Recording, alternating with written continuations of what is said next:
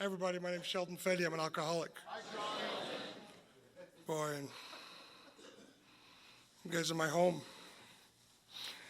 I have had the pleasure of telling my story from several podiums, and I've heard my story lots of times.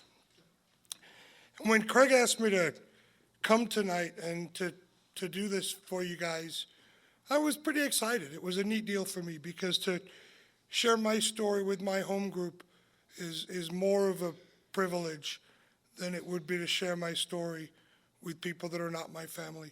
The faces in this room are people, a lot of them that were here when I got here.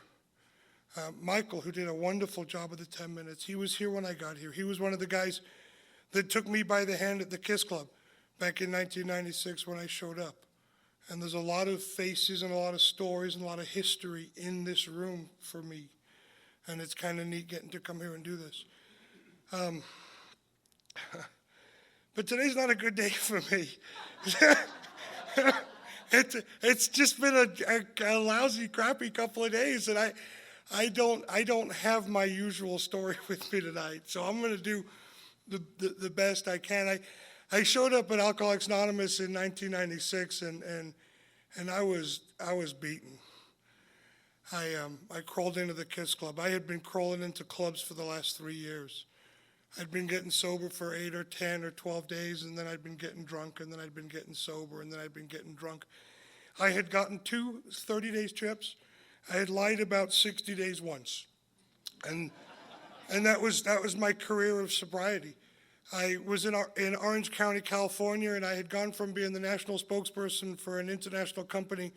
Really, when Bill says I had arrived, I was 22 years old, and I was making a lot of dough, and I had company credit cards, and I was on national television. And for a 22-year-old, that was doing pretty good. And before I knew it, I was 27, 26, 27, and I was homeless, and I didn't think I was. If you'd have asked me, I'd have told you, oh, no, I might be staying at a halfway house for right now. But I got there all by myself, and so that made a difference in my mind. I'd been to indigent detox, which I'm a guy that has insurance. What am I doing in a county-run facility, for God's sakes? Just bad planning. But that was where I'd been, and I left Orange County because my father, I went to see him, and I'm one of those guys, maybe you're like this, I'm one of those guys that I'm not hurting nobody but myself. And I don't want your lectures, I want a little sympathy, maybe a little help. Perhaps you can give me a leg up or a hand up, but I don't want you looking down at me and talking down to me, because I ain't hurting nobody but myself. And I believed it. And I go to see my dad one more time for another 20, 30, 40 bucks, whatever I could get from him, with another sob story about how bad luck and people that didn't like me had wound me up in trouble one more time. And, if only I could catch a break, and maybe you can help me, Pops, and if I could just get a few bucks, everything will be okay. And it was 10 o'clock in the morning, and of course I was half lit up because I was awake. and that's how you could tell that was going. But he says to me, crying, he says, Sheldon, do you hate me so much that you have to smoke that crap and drink that crap before you come and see me?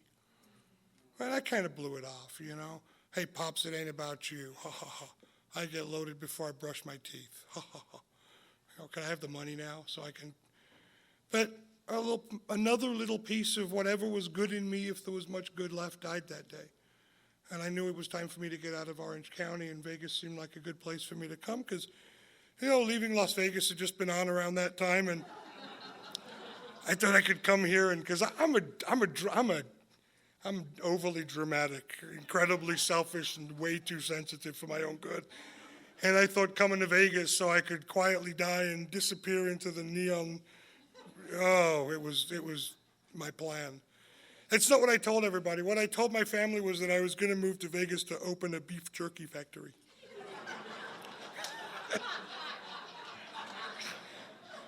You're laughing, but this is my life, for crying out loud. There was a friend of mine that had a marketing degree, and he was the marketing whiz, and There was another guy that was a chef, and he had this recipe for jerky, and I'm a salesman, and I was going to sell it. And the marketing guy was so good at marketing that he was driving a cab, and the chef, it turned out, was working at the Horseshoe as a fry cook. And all great salespeople live in halfway houses, so you can tell where I was at. And I never even tasted the jerky. I never even tasted the stuff. We sat around and did what we do and talked how we talked, and I showed up at the Kiss Club. And I showed up that day, and I'd been showing up there for a little while, but I showed up on July 17th, 1996, like I had often showed up in clubs.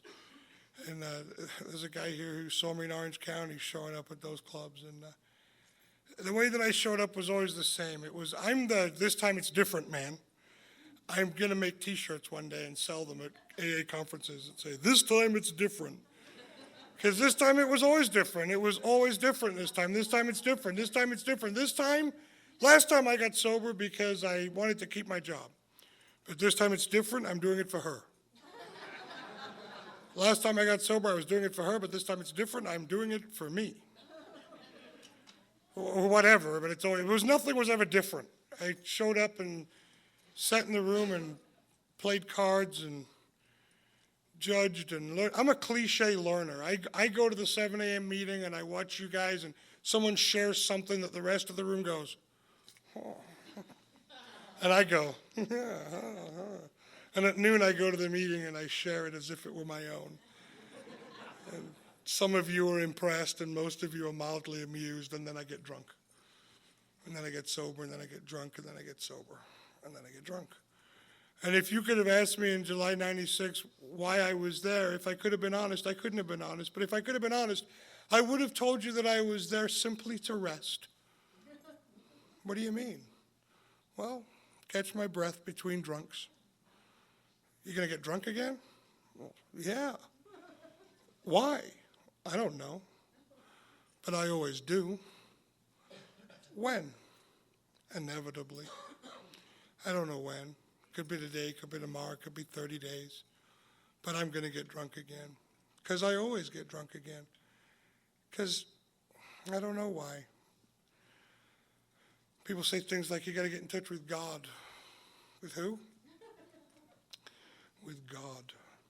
I don't know much about God. I still don't know much about God.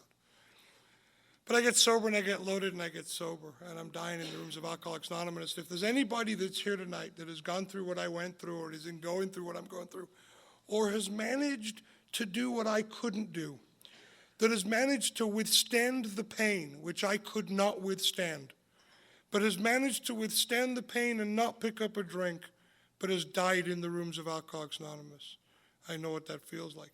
I know what it feels like to sit in these rooms and not recover and watch people recover. And so I drink, and then I get sober, and then I get drunk. I remember my first drunk. I remember it, which I don't think that is a prerequisite for having alcoholism. You may not remember your first drunk, but I remember mine. And it's funny that I do. You could look at me, and you could see that I like Snickers, right? I don't remember my first Snickers. There was one, right? But I don't remember it. But I remember my first drunk. I was with a kid called Barry. We went to a liquor store and we stood out. I was 9. We stood in front. He was 11. We stood in front of a liquor store in my hometown in Leeds, England, until somebody would take our money and go inside and buy us a bottle of Old English apple cider. It's just apple juice with a kick, and we went. And we got that apple juice, and we went into this wooded area, and we drank it. And I'm a nose puker, is what I am. Nose puking is a specialty because you get that weird burning sense at the top of your nose. Some of you know, some of you don't. But I'm a nose, and I puked out of my nose.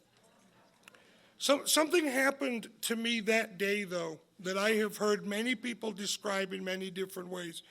And here's my story. Before that drink, I'm a short, fat Jewish kid that his parents have gotten divorced, and we moved from a good neighborhood to a bad neighborhood where they don't particularly like Jews. and I'm lonely and I'm an outcast and I'm uncomfortable and I don't like it. I don't like my mom. I don't like my dad for leaving. I don't like my brother. I don't like me. I just don't like. I don't like being a short, fat Jewish kid from a broken home. I take a drink of Old English apple cider. Nothing really happened, but it felt somehow like my parents got back together. Like I grew 6 inches, like I lost 40 pounds, like my nose shrank, like my foreskin grew back.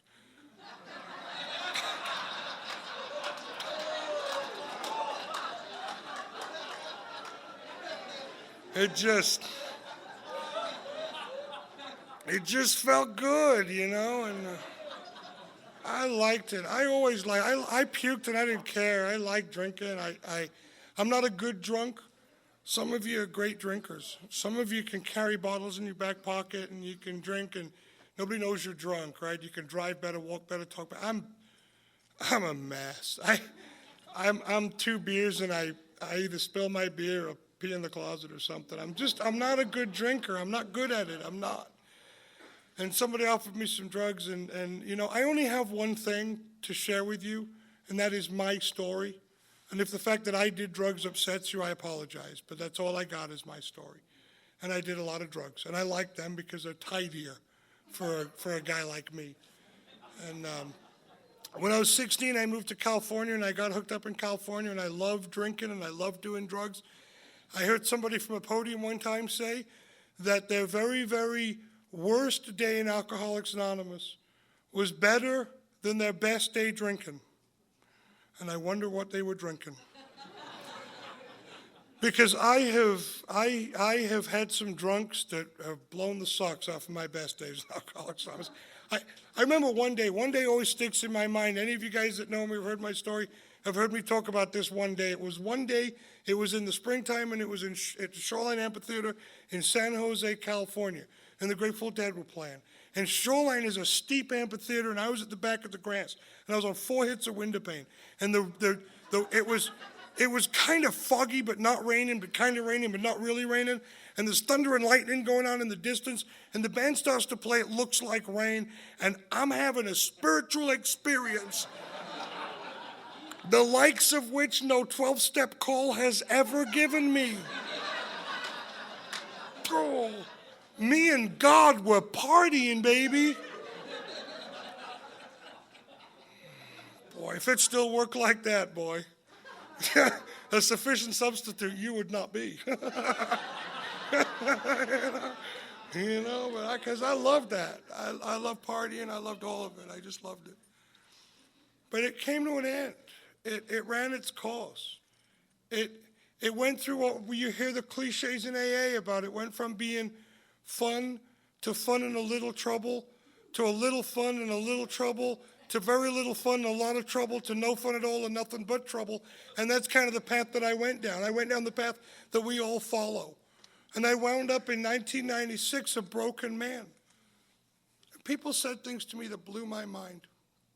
I tell you, the first time I heard them, I've been thrown out of my dad's house, thrown out of my best friend's house, thrown out of anywhere I can live. I got nowhere to go. I end up, Dad puts me in a hotel, which I love Al-Anon. Al-Anon found my mom, and because of the work she did in Al-Anon, me and her have a beautiful relationship today. My dad, I'm grateful to say, never found Al-Anon. So he used to give me his credit card and all kinds of goofy stuff, and and that was good for me. And he gave me his credit card, and I went to stay at a hotel, and for the first time ever, I got a glimpse of me the way that the people saw me.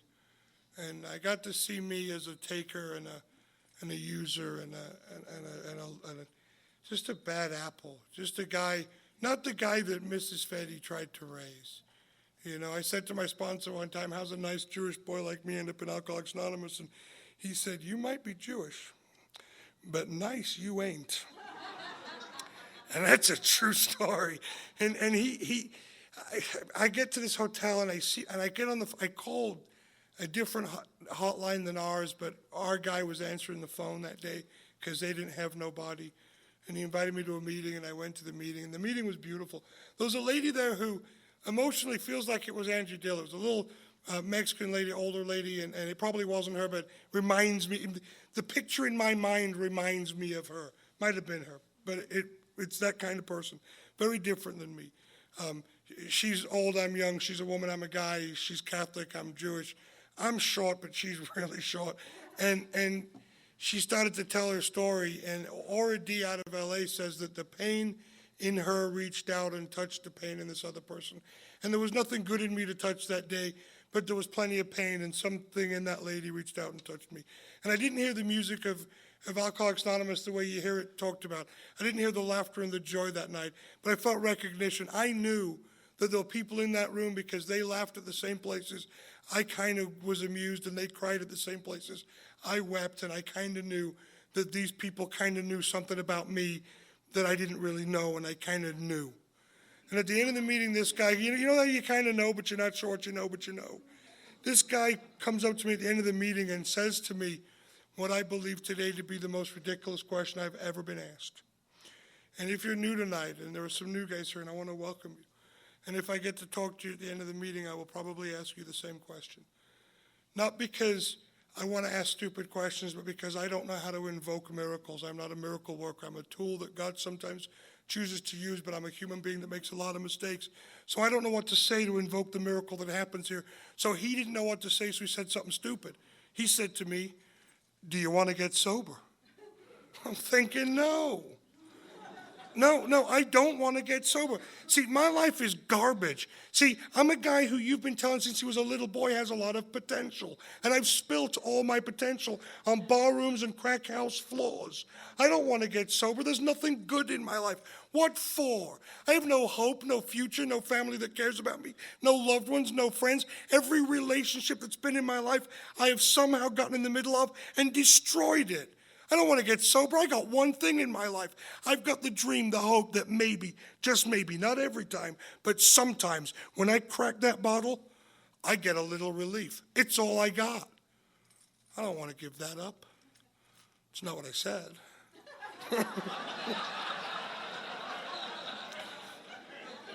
Because I needed a packet of cigarettes and I needed some. So I said, yes, I want to get sober. And he came up next with what I think has to be a corker, a beaut, even better than the first. He says, "Are you willing to go to any lengths to get sober?" And I don't know what any lengths is. I think it might be homosexual in connotation. Now that if that's your bag, God bless you, but it ain't mine. And hey, who knows what would have happened, because I was desperate, you know.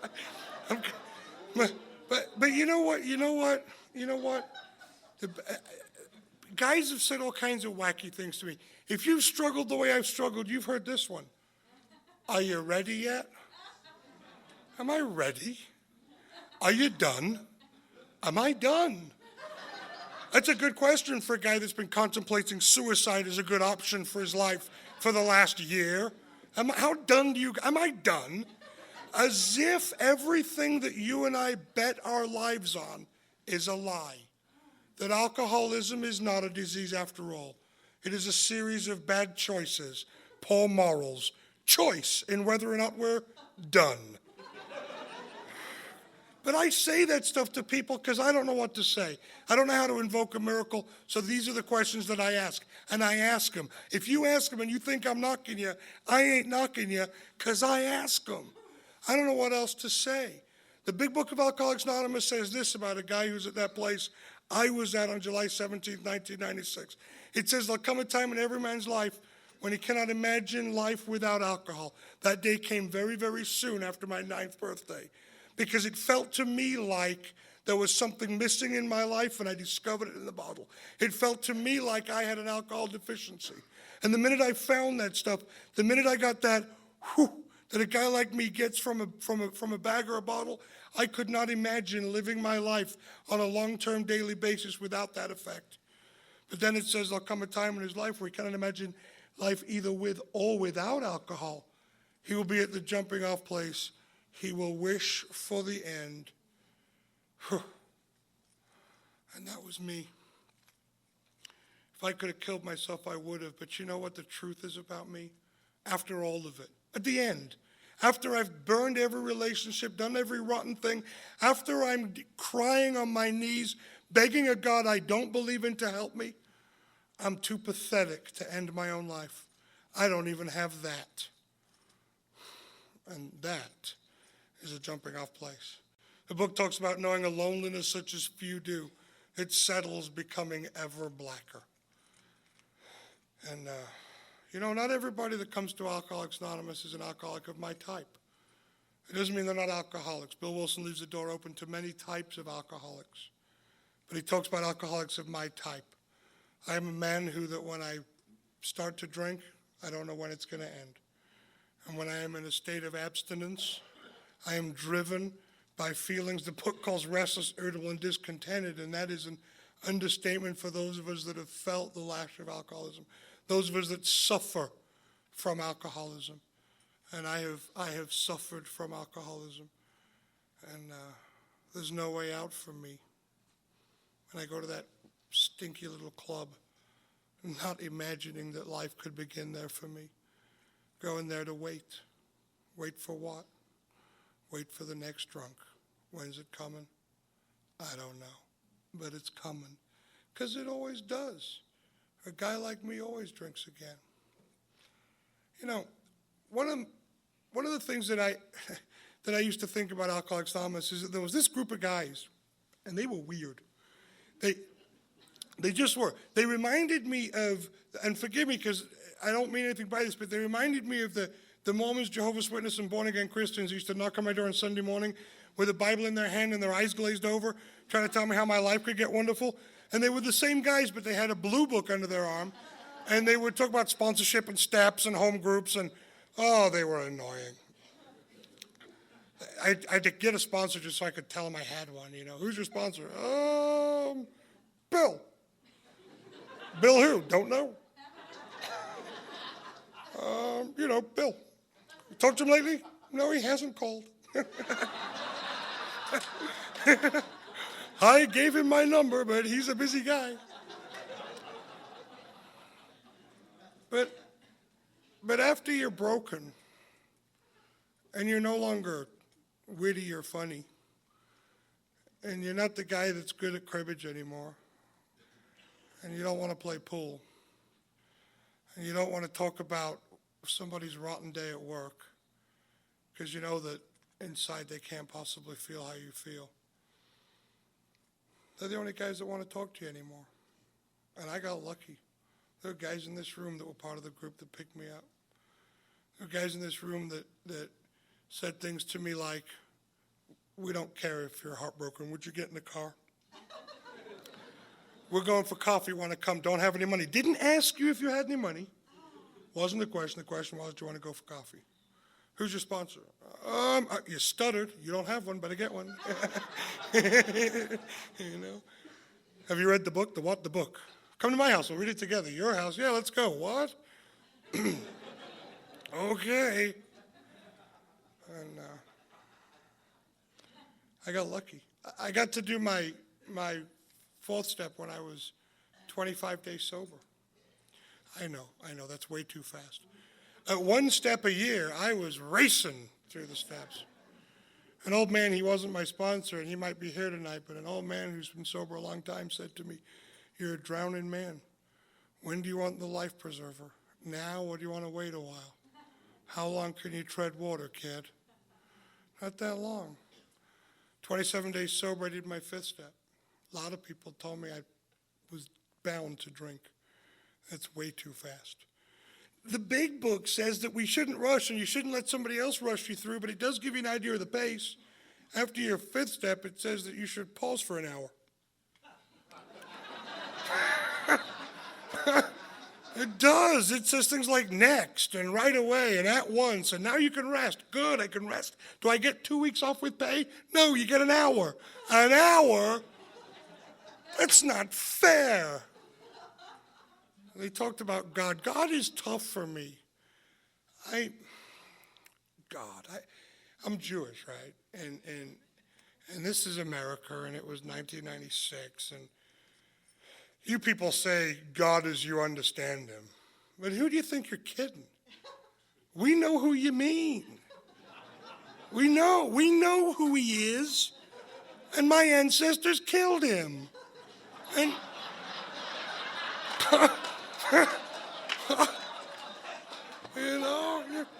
you must have written that line for someone way less sharp than I am, because I ain't playing, You do the Lord's Prayer at the end of the meeting.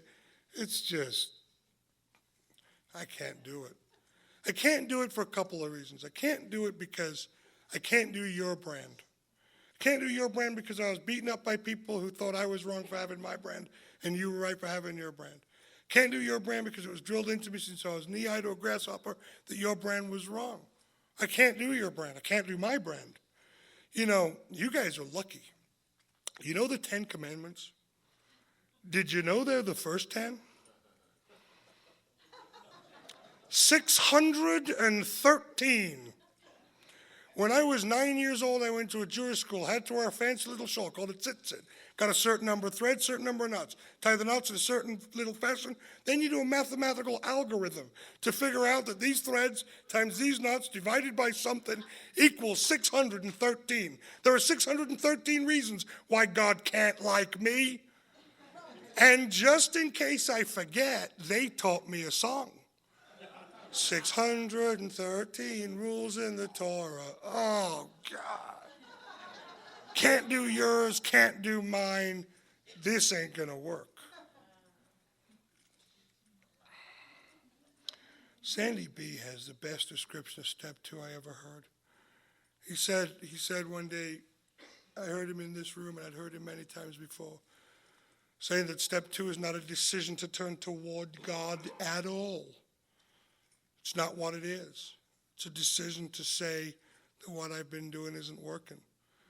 And I hope that there's a God. I don't really believe it, but I hope so. And I'm going to act as if you boobs are right. And if I'm lucky, maybe you will be. I wasn't going to do this. I'm going to tell you about my last couple of days. I'm going to tell you for a couple of reasons. I'm going to tell you because I want to share with you all of me because you are my family. And I'm going to share with you because it affects my family. And my wife is a member of this group, and I asked her for permission to share this with you, and she gave me permission because she doesn't want no drama from the group. She doesn't want 100 phone calls or people giving her hugs. But we were pregnant, and now we're not. And that's a tough deal. That's the kind of thing that makes a guy like me say, hey, God, what's up? Hey, God, should I be helping 3 more of your kids? Should I be going to 2 more of your meetings? Should I be praying more? What's the deal? That's not the deal. You know what the truth is about my life? I'm like a 3-year-old. I get sober. I was a homeless dope fiend, unlovable, without a family.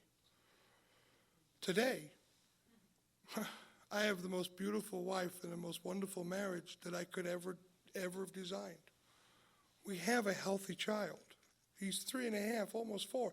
And he's a miracle because we've been pregnant a bunch and we've not been pregnant a bunch. And he's the guy that shouldn't exist. And he does, right? And he's a miracle. My mom, when her and her husband retired, could have lived anywhere in the world. And they decided to come live in Las Vegas. My dad has a lot of kids. He spent Father's Day at my house. I have a career that I don't deserve. I got some material stuff that's kind of cool. I like it. And for me to question why God did that to us would be like me saying, God, you gave me all these gifts, but that's not enough. I want one more. And I'm like that. I'm like that every day in my life when the little things happen. And it takes something big for me to realize that. It takes a tragedy for me to realize that. And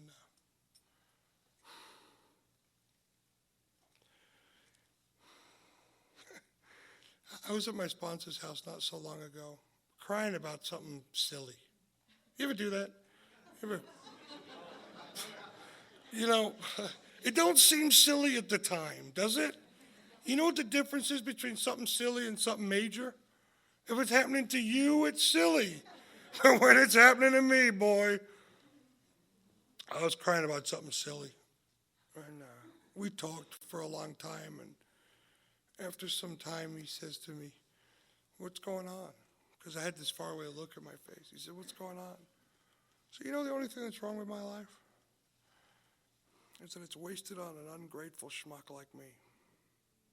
Because I'm a blessed guy. I'm going to tell you about my journey to God. I'm going to tell you about my journey from being broken at 27 days away from a drink to being the guy that stands here now. And it's really the story of the process. It's the story of the steps.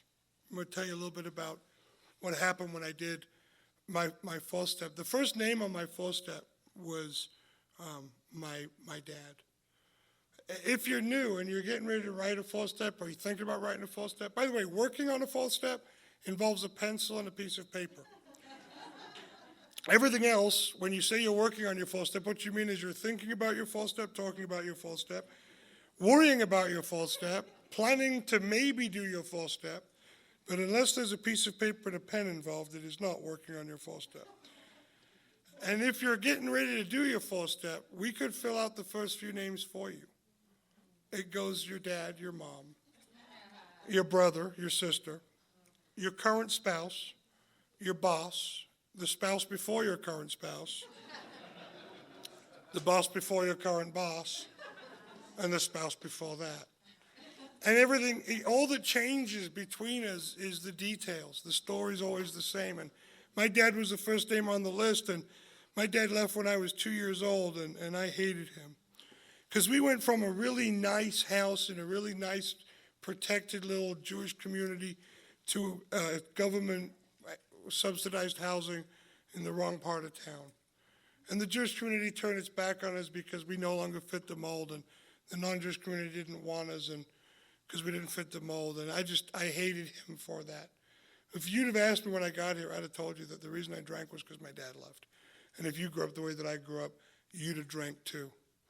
You know, it's funny, when I got here, I digress for a second. When I got here, one of the first people that I met was my wife. We met very early in sobriety, and she had grown up in a way that I imagined, had I grown up that way, that it was my dream life. Her parents were married long after she left the home. They had a private plane, and they had boats, and they lived in Cape Cod, and it sounded to me like the Kennedys were their neighbors when she tells me where, I'm in Martha's Vineyard, for crying out loud, and all that stuff. And but she's every bit as alcoholic as I am. And I just imagined if I'd grown up that way that I would not have been alcoholic. There are people who've grown up a lot worse than I have. There are people who grew up in homes where they're screamed at and beaten and abused, people who are not in AA, who have cigarettes put out on their arms, and they're thrown in closets and beaten with electrical tapes and electrical cords, and they're not fed, and they're beaten, and they have these awful lives.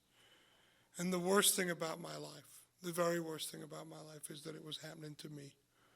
And if it would have been happening to you, I'd have told you to get over it, punky. But I didn't like my life, and I didn't like my dad for creating my life. And I get to my sponsor's house, and if you've been through a fifth step with a sponsor, if you've had the privilege of taking a guy that's got stuff like that on his fifth step, through that process, my sponsor did the best for me he could. He whipped out his greatest spiritual tool, and he said, Sheldon, your dad was doing the best for you that he could with the tools that he was provided. And I'm thinking, get new tools. You're the dad. I'm two. That stuff don't wash with me.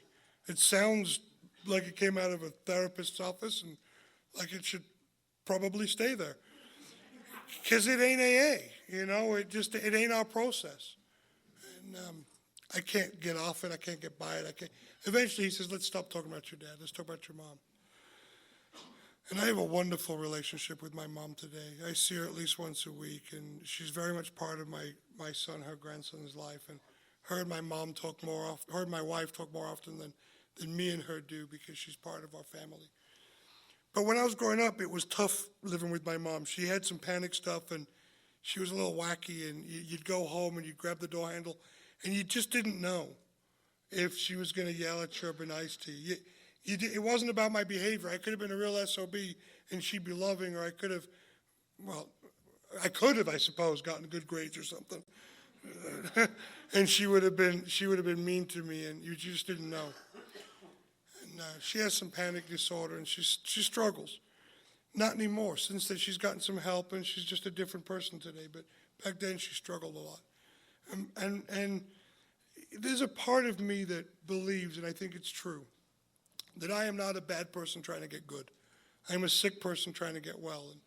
And as a sick person with alcoholism, I behaved in ways and hurt some people I didn't mean to hurt. I didn't mean to behave in those ways. It was not my intention to cause that pain.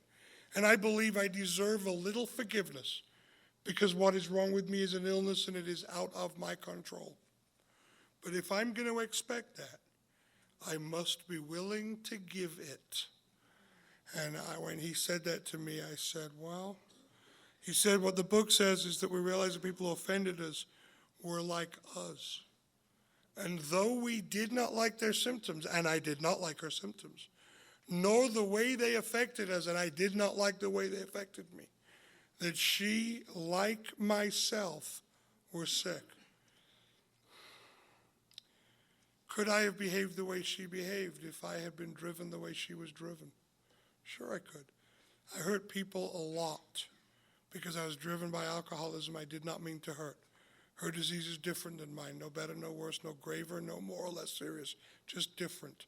And she hurt me against her will because she was driven by a disease. And if I want the forgiveness, I must be willing to give it. And I got my mommy back through that process, which is a big deal. It really is. For a little boy to get his mommy, that's a big deal. But then my sponsor says to me, what about your dad? What about him? Here we go. It's dad time. Well, what do you think it was like for your dad to live with your mom? I don't know. Well, let's run down some imagined scenarios. Are you willing to look at it from an entirely different angle? That's what the book says. Are you willing to look at it as if the story you've built up in your head is perhaps flawed? Might be true, but might not be. Are you willing to look at it as if there are some alternate possibilities? Sure. Is it possible? Sure. Don't you just want them to shut up when they start that stuff? You'll say anything to get your sponsor to move on, won't you? You say, you will. He says, is it possible that your mom and dad in the late 50s in that small community met each other and got married quickly? Because that's what they did back then. Yeah. Is it possible that before your dad got to know what your mom was like, she got pregnant with your older brother? Okay. Is it possible that he would have left, but he did the right thing and stayed as long as he could, and when she was on her 2 feet, and he was a couple of years old, and he could financially support her but leave, he got stuck because she got pregnant with you. So he stayed. Is it possible? Not likely, not definite, just possible. Yeah. Is it possible that when you were 2 years old, he left, but instead of doing what he wanted to do, stay in that small town where he'd have to defend himself against her sickness, he left town altogether so he could be the bad guy and not have to defend himself, and she could keep her integrity? Is it possible? It's possible. Sheldon, what would you have done if you were him? It's not fair. It's just not, because when I was 16 years old, I became an emancipated adult. What I did was I took a backpack and I stuffed clothes in it. I put newspaper first so it looked full, then a few clothes on top, went out to some mud and smeared it on my face. Then went down to the government and told them my mother threw me out and I'd been sleeping on a golf course. And could they please give me some money so I could get an apartment? Because I wanted to get away from that lunatic. because I couldn't stand it no more. I'd have left the minute I found out she was pregnant with my older brother. I'd have run like the coward I am. What would I have done? I did. And I tell you, I didn't instantly love my dad. I didn't instantly forgive my dad.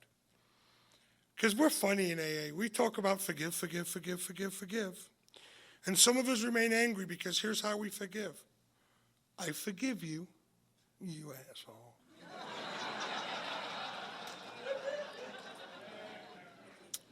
Oh, I've forgiven a lot of sons of bitches in my day. What I got to do is I got to begin to understand my dad. And through understanding is how I really, truly let people off the hook. Through understanding, through accepting that I am like you, through not having to any longer be always either better or worse. I don't have to claw myself to the top of the heap, else bury myself beneath it. But I can be you, one of you, together for the first time in my life. And I tell you, when a male gets back his daddy, which is what happened, he also loses his insistence on fighting all kinds of authority. He also loses his insistence on fighting his boss and the law, and all these things happen. And when he gets back his mommy, he's able for the very first time in his life to relate to another woman on a level where he can be a partner, where he doesn't have to dominate nor be dominated by. And if those things aren't big in your life, believe me, they're the story of mine. I've become a whole purpose because of that part of the big book of Alcoholics Anonymous. And then through 6 and 7, the best description I've ever heard of 6 and 7 came from a guy called Bob Bazance. And they say in Alcoholics Anonymous that if you say something 3 times and you give the guy credit for it, it becomes yours. I must have given Bob credit for this 1,000 times because it's beyond me. And probably Bob Bazance heard it from someone else too, but it's beautiful. In step 7, he talks about how a farmer does not really farm. What he does is he creates a fertile environment in which growth can take place. Then God grows. And a doctor doesn't really heal. What he does is he creates a sterile environment in which healing can take place. And then God heals. And in Alcoholics Anonymous, I do not work on my character defects. God help you if I tell you I am. If I'm working on my anger, stay back 6 feet. If I'm working on my honesty, don't leave your wallet laying around. And if I'm working on my lust, you better keep your women and children inside. I don't work on my character defects. I try and create an environment in which God can enter, and God works on my character defects. And do you know where I meet God after it's all said and done? I meet him in step 9. I didn't meet him before.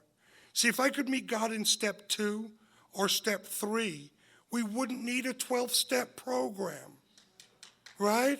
If I could meet God in step 2 or step 3, we'd have a 4-step program. Step 1, I have a problem. Step 2, God's a solution. Step 3, hi, God, I'm Sheldon, cure me. Step 4, buy a van conversion and sleep with newcomer chicks, right? That would be a great program, wouldn't it?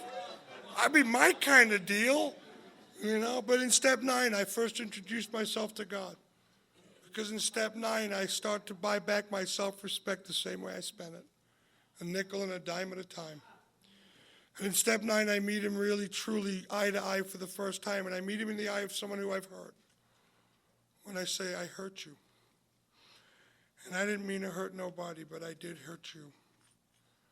And I'm not going to tell you I'm sorry, I just want to make it right. What will it take? Here's what it'll take. I'm going to do my best to accomplish that. And then you say that to your mom, and then you do it.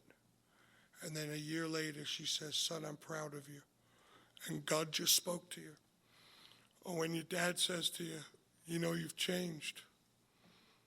Or when your brother says to you, I need help. And you're the guy that can help. And you meet God.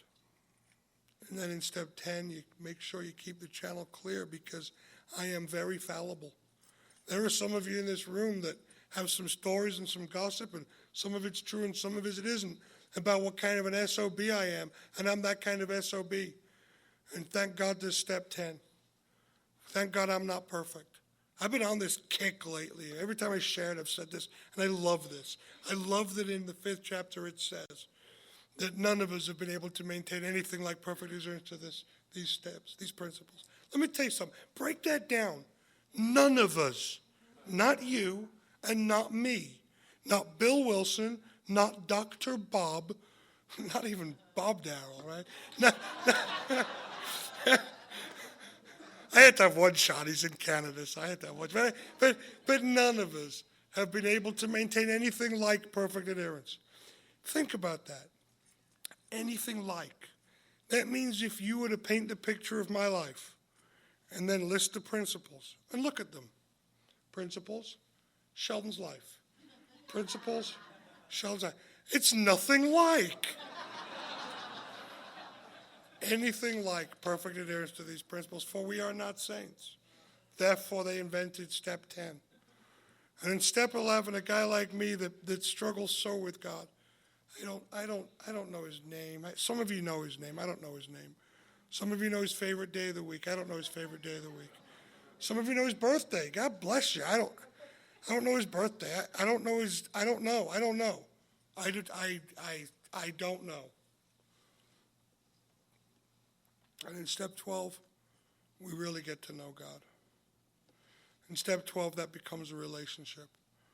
Bob taught me a little poem that's kind of cute and dinky, and it says, I sought my God, I sought my brother, and I sought myself, and I could not see. I sought my God, and he eluded me. So I sought my brother, and I found all three. And it is in step 12 that I find myself, and it is in step 12 that I find my God. And I am a worse sponsor than I want to be, and a worse sponsor than I hope to be, and a better sponsor than I've ever been before. And hopefully I will continue down a road of growth in that area. Hopefully I'll get to continue to help God's kids.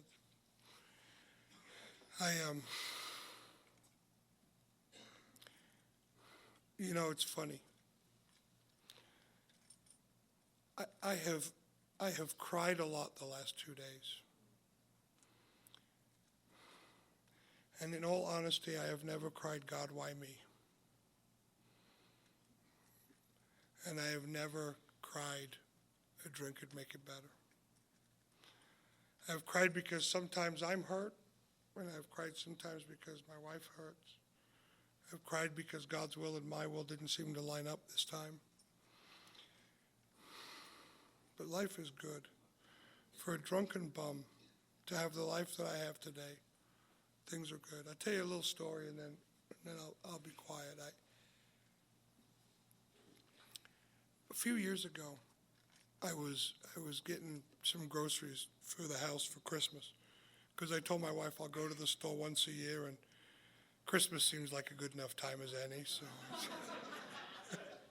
So I was doing the shopping, throw her a bone every now and again. I'm in the line of the grocery store, and the Jingle Bell Christmas stuff's playing, and there's this lady, and she was beautiful. She was dressed up to the nines, and she had the hair and the makeup and the fingernails and the fancy clothes, and she had a little kid with her in a carriage, and he was dressed up nice, and they were smiley and happy, and she said, hello, and I said, hello, and she said, Merry Christmas, and I said, Merry Christmas, and we were in line together waiting to check out, and we get to the part of the line where the candy is. And the little kid says, Mommy, can I have a chocolate bar? And she says, no, honey, you don't need a chocolate bar. When you get home, we'll get you an apple. And he said, but I want a chocolate bar. Mommy, I want a chocolate bar, Mommy. Get me a chocolate bar. I want some chocolate.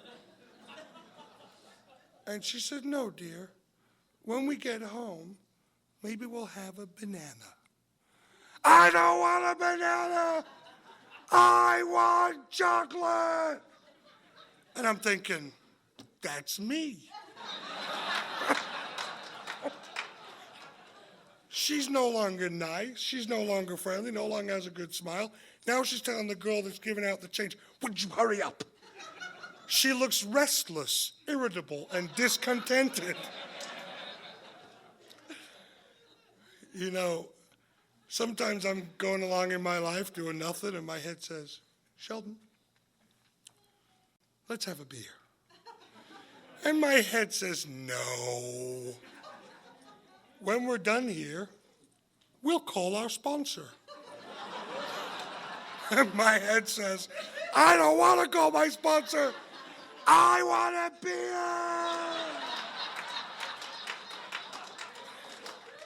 And I get restless, irritable, and discontented, and I get on edge, and I say, I'll tell you what we'll do.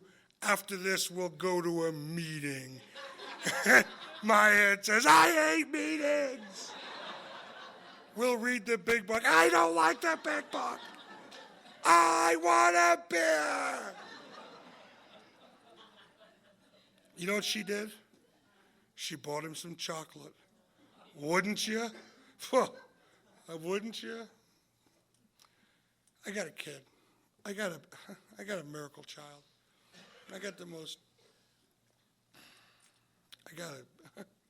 Some of you know my kid. He's a good kid. But he's 3.5, almost 4. And sometimes he does that little tantrum thing that they do, right? And I learned something. We got videotapes of the Wiggles. You guys might not know who the Wiggles are. They're like the Barney of today, right? You plug that, he's screaming, I want this, I want. You plug in one of those tapes and he goes, and he's in control. That's what this place is like for me. I come here, I check in with you. I'm having a tough time. I call one of the guys I know and I cry on the phone.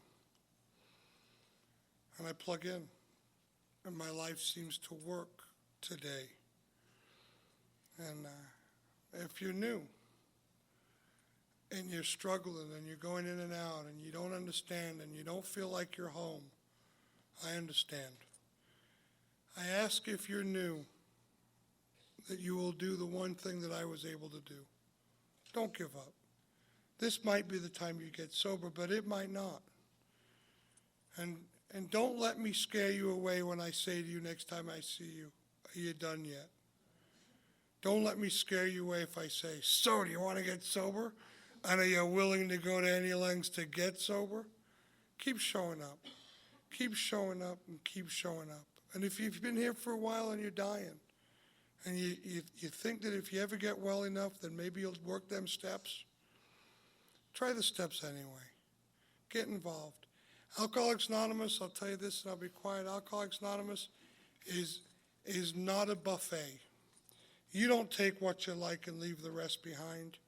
If I did that, I'd take your women and your money. You got nothing else I want. Half measures avail us nothing. This is an entire package. These are the steps we took. Rarely have we seen a person fail who's thoroughly followed our path. Here are some simple directions that will help you recover. You may be asking what you have to do. Alcoholics Anonymous is a neat deal. It has changed my life and this group. You're my people. It has been a pleasure to come and share with my family tonight. Thank you for having me.